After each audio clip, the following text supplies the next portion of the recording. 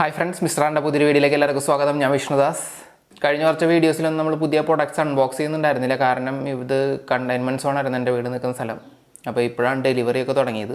അപ്പോൾ ഇന്ന് നമ്മൾ അൺബോക്സ് ചെയ്ത് റിവ്യൂ ചെയ്യാൻ പോകുന്നത് നല്ലൊരു കിടിലം പ്രോഡക്റ്റാണ്. ലോജിടെക്കിൻ്റെ MX Master 3 എന്ന മൗസ്. അപ്പോൾ നിങ്ങൾ വിചാരിക്കുക എന്തുകൊണ്ടൊരു മൗസ് റിവ്യൂ ചെയ്ത് അൺബോക്സിങ്ങിൻ്റെ വീഡിയോ ഒക്കെ ചെയ്യണമെന്ന്. കാരണം ഇതൊരുപാട് ഫീച്ചർ ലോഡും അതേപോലെ ബെനിഫിറ്റും ആയിട്ടുള്ളൊരു മൗസാണ്. ഇപ്പോൾ നിങ്ങളൊരു ഡിസൈനറോ അല്ലെങ്കിൽ എഡിറ്റർ അല്ലെങ്കിൽ ഇപ്പോൾ എന്താ പറയുക ഒരു IT കമ്പനിയിലെ പ്രൊഫഷണൽ ആണെങ്കിൽ നിങ്ങളൊരു ദിവസത്തിൽ മിനിമം 6 മണിക്കൂറെങ്കിലും കമ്പ്യൂട്ടറിന് മുമ്പിൽ സ്പെൻഡ് ചെയ്യുന്നുണ്ടാവും. നിങ്ങൾ മൗസും അതേപോലെ യൂസ് ചെയ്യുന്നുണ്ടാവും. അപ്പോൾ അങ്ങനെ ഒരുപാട് നേരം കമ്പ്യൂട്ടറിന് മുമ്പിൽ മൗസ് യൂസ് ചെയ്ത് വർക്ക് ചെയ്യുന്നവർക്ക് ഭാവിയിൽ വന്നേക്കാവുന്ന അസുഖമാണ് കാർപ്പൽ സിൻഡ്രോം എന്ന് പറയുന്നത്. അതായത് നമ്മുടെ ഇവിടെ ഈ ഭാഗത്തുള്ള ഞരമ്പുകൾക്ക് തളർച്ചയും കയ്യിന് കുറച്ച് സ്വാധീനക്കുറവൊക്കെ വരാനുള്ള ചാൻസ് ഉണ്ട്. ആ അസുഖം വരാനുള്ള കാരണം നമ്മൾ മൗസ് ഉപയോഗിക്കുന്ന രീതിയും പിന്നെ അത് എത്ര വലുപ്പമുള്ള മൗസാണോ നമ്മുടെ കൈ കറക്റ്റ് ഫിറ്റാണോ അങ്ങനത്തെ കുറേ കാരണങ്ങൾ കൊണ്ടാണ് ആ ഒരു അസുഖം വരുന്നത്. കറക്റ്റ് സപ്പോർട്ടിങ് മൗസ് അല്ലെങ്കിൽ. അപ്പോൾ അങ്ങനത്തെ ഒരു അസുഖം ഭാവിയിൽ ഇങ്ങനത്തെ പ്രൊഫഷണൽസിന് വരാനുള്ള ചാൻസ് ഉണ്ട്. അപ്പോൾ എനിക്കിപ്പോൾ ഓൾറെഡി ഞാൻ 5-8 വർഷമായിട്ട് ഞാൻ ഡിസൈനറാണ്. അപ്പോൾ എനിക്ക് 5-8 വർഷമായിട്ട് വർക്ക് ചെയ്യുന്നതിൽ ഇപ്പോൾ തന്നെ ചെറിയൊരു വേദന ഈ ഭാഗത്ത് ഇടയ്ക്കിടയ്ക്ക് വരാറുണ്ട്. അപ്പോൾ അതൊക്കെ കാരണം ഞാൻ കുറച്ച് കാലമായിട്ട് വിചാരിക്കുന്നുണ്ടായിരുന്നു മൗസ് മാറ്റിയിട്ട് നല്ലൊരു മൗസ് വാങ്ങണമെന്ന്. ഇപ്പോഴാണ് ഇത് വാങ്ങിയത്. കുറച്ച് എക്സ്പെൻസീവാണ് ഈ മൗസ്, ഏകദേശം 10,000 രൂപ അടുത്ത് വിലയുണ്ട് ഈ മൗസിന്. പക്ഷേ അതിനനുസരിച്ചുള്ള ഫീച്ചേഴ്സും അതിനനുസരിച്ചുള്ള ഉപകാരവും ഈ മൗസിനുണ്ട്. അപ്പോൾ അൺബോക്സ് ചെയ്യുന്നതിന് മുമ്പ് ഞാനൊരു ചെറിയ ക്ലിപ്പ് കാണിച്ചു തരാം. ഈ ഒരു വീഡിയോ കണ്ടു നോക്കൂ.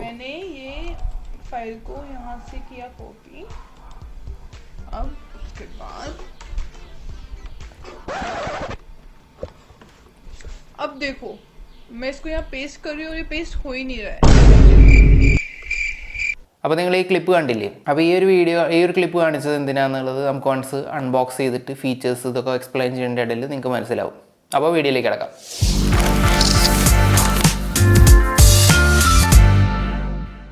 ബോക്സിൻ്റെ ഏറ്റവും ഫ്രണ്ടിൽ തന്നെ ഉള്ളത് മൗസിൻ്റെ പിക്ചറും MX Master 3 എഴുതിയിട്ടുണ്ട്. ലോജിടെക്കിൻ്റെ ലോഗോ ഉണ്ട്. പിന്നെ ഈ സൈഡിൽ കുറച്ച് ഫീച്ചേഴ്സും അതിൻ്റെ കണ്ടൻസിൻ്റെ ഡീറ്റെയിൽസും കൊടുത്തിട്ടുണ്ട്. ഈ സൈഡിൽ MX Master 3 എഴുതിയിട്ടുണ്ട്. ഏറ്റവും ബാക്കിൽ ഫീച്ചേഴ്സിൻ്റെ ഭാഗമാണ്. പക്ഷേ അതൊരു ഇമ്പോർട്ടിൻ്റെ സ്റ്റിക്കർ വെച്ചിട്ട് സ്റ്റിക്കർ ഒട്ടിച്ച് വെച്ചേക്കാണ്. അപ്പോൾ അത് വായിക്കാൻ പറ്റുന്നില്ല. നമുക്ക് അതായത് ഓപ്പൺ ചെയ്തിട്ട് ഇതിൻ്റെ ഉള്ള കണ്ടൻസ് നോക്കാം. അതിനുശേഷം അതിൻ്റെ ഫീച്ചേഴ്സ് ഫുൾ എക്സ്പ്ലെയിൻ ചെയ്യാം. അപ്പോൾ നമുക്കത് ഓപ്പൺ ചെയ്യാം. ഓക്കെ, ഇതാണ് സാധനം. നല്ല വലിയ മൗസാണ്. ഇത്ര വലിപ്പമുണ്ട്. തംസ് സപ്പോർട്ടൊക്കെ ഉള്ളത്. നമുക്ക് ആദ്യം കണ്ടൻസ് നോക്കാം, എന്നിട്ട് ഡീറ്റെയിൽ ആയിട്ട് ഓരോന്നെടുത്ത് പറയാം. ഇത് അതിൻ്റെ USB ഡോങ്കിൾ,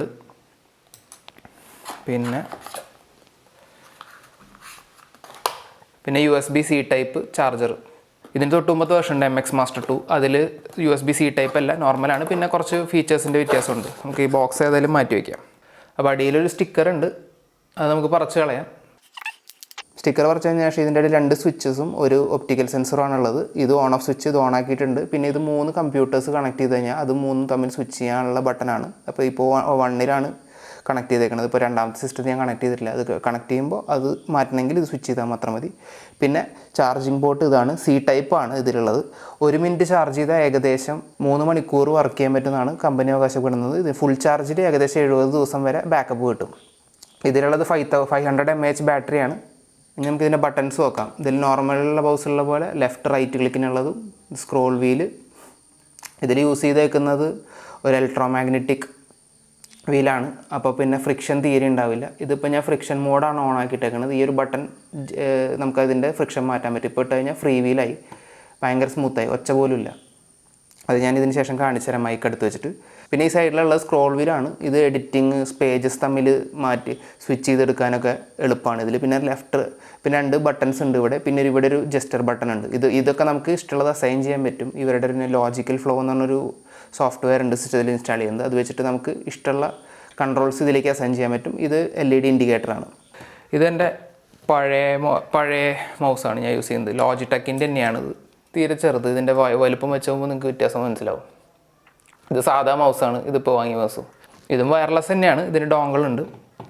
ഇതിനും ഡോങ്കിളുണ്ട്. പക്ഷേ ഈ ഒരു മൗസിൻ്റെ പ്രത്യേകത എന്ന് വെച്ച് കഴിഞ്ഞാൽ ഇതിൽ ഡോങ്കിളില്ലെങ്കിലും ബ്ലൂടൂത്ത് വഴി നമുക്ക് ലാപ്ടോപ്പ് കണക്ട് ചെയ്യാം.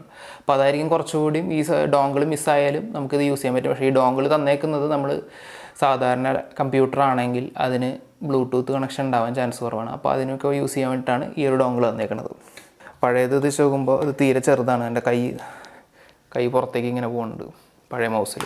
പുതിയ മൗസിൽ കറക്റ്റ് ഇരിക്കും. അപ്പോൾ ഈ ഒരു കാരണം കൊണ്ടൊക്കെ തന്നെയാണ് നമ്മുടെ കയ്യിന് ഫുൾ സപ്പോർട്ട് തരുന്നതുകൊണ്ടാണ് കാർപ്പൽ സിൻഡ്രോം എന്ന് പറഞ്ഞ അസുഖത്തിന് ഇതിന് പ്രതിരോധിക്കാൻ പറ്റും എന്നുള്ളത് പറയുന്നത്. ഫുൾ സപ്പോർട്ടാണ് കയ്യിൽ. ഇനി ഇതിൻ്റെ ഫീച്ചേഴ്സിലേക്ക് കിടക്കാം. പിന്നെ ഈ മൗസിൻ്റെ വേറൊരു പ്രത്യേകതയാണ് സൈലൻ്റാണ് ഇതിൻ്റെ സ്ക്രോൾ വീല്. ഇപ്പോൾ നോക്കിക്കഴിഞ്ഞാൽ ഞാനിപ്പോൾ മൈക്ക് അടുത്ത് വെച്ചിട്ട് കാണിച്ചു തരാം. അതിന് മുമ്പ് നമുക്ക് പഴയ മൈക്കിൽ എന്താണ് സൗണ്ട് നോക്കി നോക്കാം, എന്താണ് ഞാൻ പറയണതെന്ന്. ഈ സ്ക്രോൾ വീലിൽ യൂസ് ചെയ്തേക്കുന്നത് പണ്ടത്തെ ടെക്നോളജിയാണ്. അപ്പോൾ അതുകൊണ്ടാണ് സ്ക്രോളിൻ്റെ ഓപ്ഷൻ ഒച്ച കേൾക്കുന്നത്. നമുക്ക് ഇനി പുതിയത് നോക്കി. ഇതിൽ യൂസ് ചെയ്തേക്കുന്നത് ഇലക്ട്രോ മാഗ്നറ്റിക് സ്ക്രോളാണ്. അപ്പോൾ ഭയങ്കര സൈലൻ്റാണ്.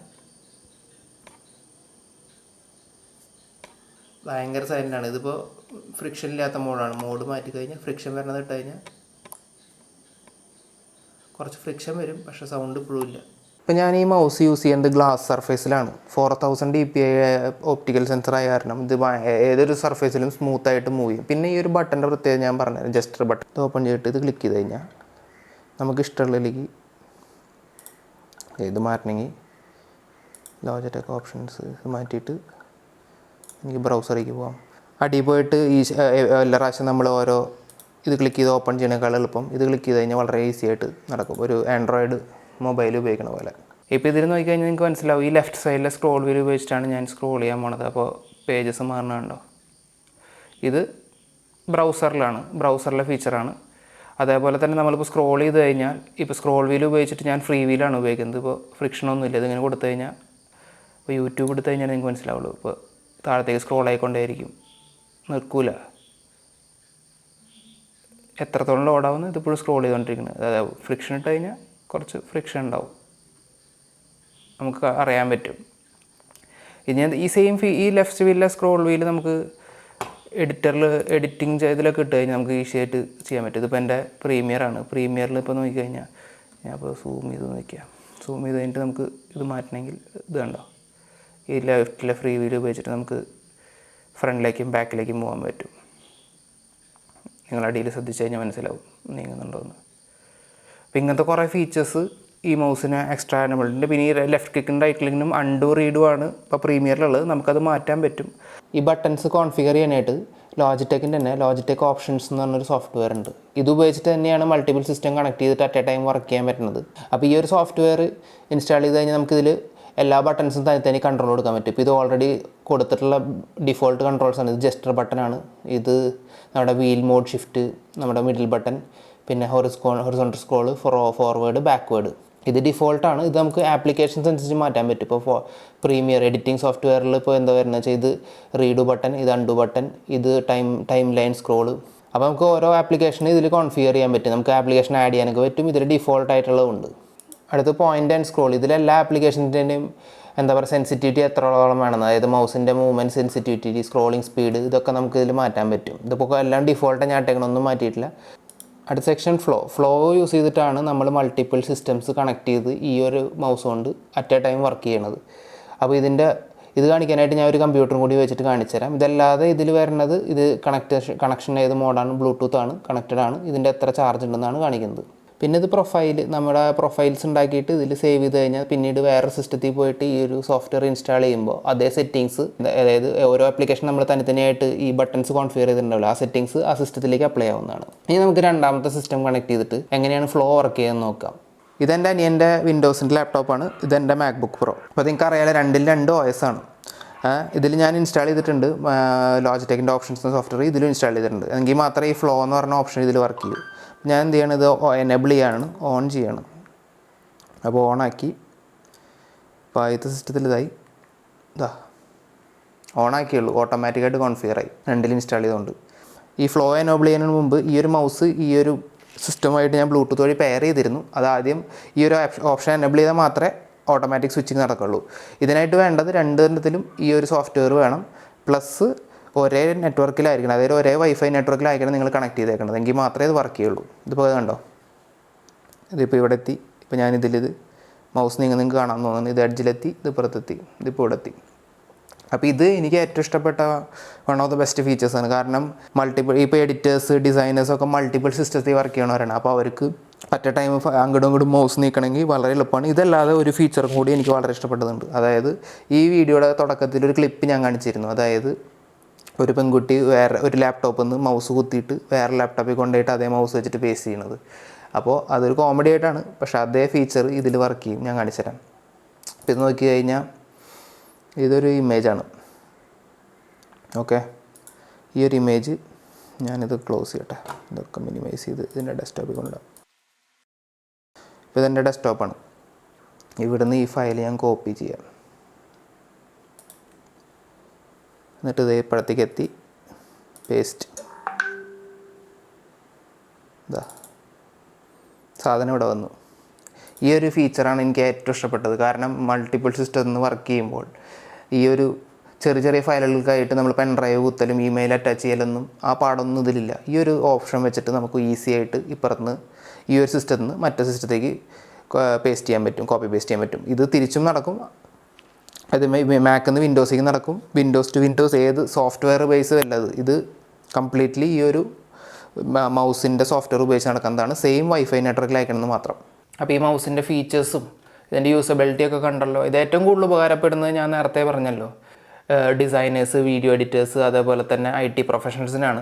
അവരുടെ ജോലിയുമായിട്ട് ബന്ധപ്പെട്ട് ഒരുപാട് കാര്യങ്ങൾ എളുപ്പമാക്കാനും ഒരുപാട് നേരം വർക്ക് ചെയ്യണതിൻ്റെ ദോഷങ്ങൾ മാറ്റാനും ഈ ഒരു മൗസ് വളരെ ഹെൽപ്ഫുള്ളായിരിക്കും. അപ്പോൾ ഈ മൗസ് വാങ്ങാൻ താല്പര്യമുള്ളവർക്ക് ഞാൻ താഴെ ഡിസ്ക്രിപ്ഷനിൽ ലിങ്ക് കൊടുത്തിട്ടുണ്ട്, അത് ക്ലിക്ക് ചെയ്ത് വാങ്ങാവുന്നതാണ്. അപ്പോൾ ഈ വീഡിയോ ഈ പ്രൊഡക്റ്റും എല്ലാവർക്കും ഇഷ്ടപ്പെട്ട് കാണുമെന്ന് വിചാരിക്കുന്നു. എങ്കിൽ ലൈക്ക് ചെയ്യുക.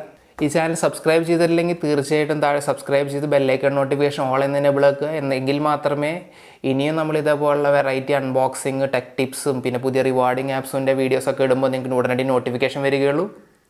അപ്പോൾ അടുത്തൊരു വീഡിയോയിൽ വീണ്ടും കാണാം.